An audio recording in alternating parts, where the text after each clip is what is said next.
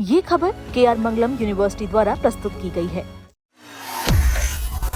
अगर आप केंद्रीय कर्मचारी हैं तो 8वें वेतन आयोग से जुड़ी ये खबर आपके लिए महत्वपूर्ण है। पिछले कुछ समय से कर्मचारियों के बीच सबसे बड़ा सवाल यही है कि आखिर नई सैलरी कितनी बढ़ेगी। कर्मचारी संगठन की ओर से आयोग के सामने ऐसे प्रस्ताव रखे गए हैं जिनके मुताबिक कुल वेतन में 70% से अधिक तक बढ़ोतरी की संभावना जताई गई है। हालांकि ये समझना जरूरी है कि फिलहाल ये सिर्फ एक प्रस्ताव है, अंतिम फैसला नहीं।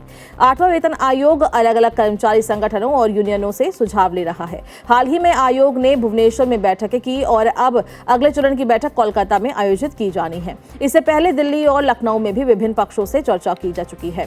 कर्मचारी संगठनों का कहना है कि वेतन बढ़ोतरी केवल फिटमेंट फैक्टर के आधार पर नहीं होनी चाहिए, बल्कि इसके साथ महंगाई भत्ता यानी DA, मकान किराया भत्ता यानी HRA और ट्रांसपोर्ट अलाउंस यानी TA को भी नए ढांचे में शामिल कर उचित संशोधन किया जाए। All India national public sector employees federation यानी AINPSEF सहित कई कर्मचारी यूनियनों ने आयोग को प्रस्ताव दिया है कि X कैटेगरी में आने वाले लेवल 1 कर्मचारी का कुल वेतन लगभग 37,080 रुपए से बढ़ाकर 63,500 रुपए तक किया जा सकता है, यानी करीब 71% तक बढ़ोतरी का सुझाव दिया गया है। लेकिन यहाँ एक बात साफ कर दे कि ये आंकड़ा कर्मचारी संगठन का प्रस्ताव है। अभी तक 8वें वेतन आयोग या केंद्र सरकार की ओर से इस पर कोई अंतिम घोषणा नहीं की गई है। यूनियनों ने आयोग के सामने कुछ प्रमुख मांगे भी रखी है। सबसे पहली मांग है कि नया वेतनमान लागू करने से पहले महंगाई भत्ता यानी DA को बेसिक पे में मर्ज किया जाए। उनका मानना है कि इससे कर्मचारियों के वेतन ढांचे में बड़ा सुधार होगा। दूसरी मांग ट्रांसपोर्ट अलाउंस बढ़ाने की है।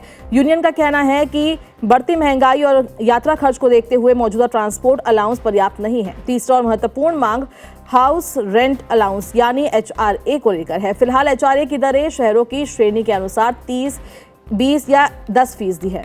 कर्मचारी संगठन ने उन्हें बढ़ाकर 36, 24 और 12% करने का प्रस्ताव दिया है ताकि अलग अलग शहरों में बढ़ते किराए का बेहतर संतुलन बनाया जा सके। फिलहाल आयोग सभी सुझावों पर विचार कर रहा है। अंतिम सिफारिशें तैयार होने के बाद रिपोर्ट केंद्र सरकार को सौंपी जाएगी और उसके बाद ही वेतन, HRA, DA और अन्य भत्तों को लेकर अंतिम फैसला लिया जाएगा। यानी फिलहाल कर्मचारियों के लिए उम्मीद जरूर बढ़ी है, लेकिन अंतिम फैसला अभी आना बाकी है।